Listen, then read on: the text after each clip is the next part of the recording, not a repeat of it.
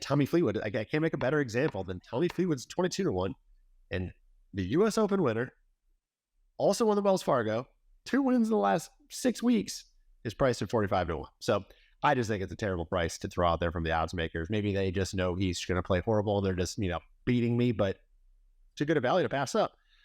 It was clear to me.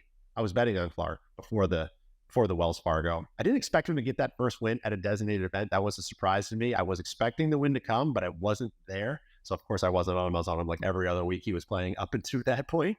But to back that up with the U.S. Open and how well he played and what's remarkable in both events, actually the Wells Fargo might have been even better. I mean, he went big on that one, is like how good he was down the stretch. And I know he had a little bit of a loose shot or two here at the U.S. Open, but to be able to close the door in your first major and really, win against the best players in the world and see that thing out, because he had the lead and sleeping on the lead and coming in like that is not an easy thing to do. And it just proves that if he's in the position, he's not going to shy away from it. He's going to be able to do that versus like a Tommy Fleetwood, who, if he's in the position, if he was up by 5 going to the final round, I would still not bet that guy. Clark had gained strokes. Andy, this is a surprising result. Clark had gained strokes on approach in 11 straight events until the U.S. Open. He didn't gain strokes on approach at the U.S. Open, which is remarkable considering he won it. He was just that good off the tee, around the green, and putting.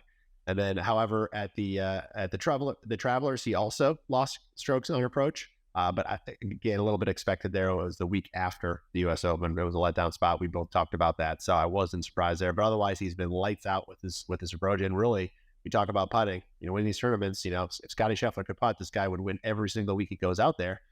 This guy can putt. He's gained strokes in 10 of the last 11 events. He can roll the rock really, really well. So if he gets those two things going, he is going to be there on Sunday. And he did play this event last year, Indy. He finished tied for 16th. And again, this is not the same player he was last year, but he still played well. So if he knows the track, I think he'll be confident coming in both facets of course history and current form. So I think he can improve this week. I think he's going to give us a chance on Sunday.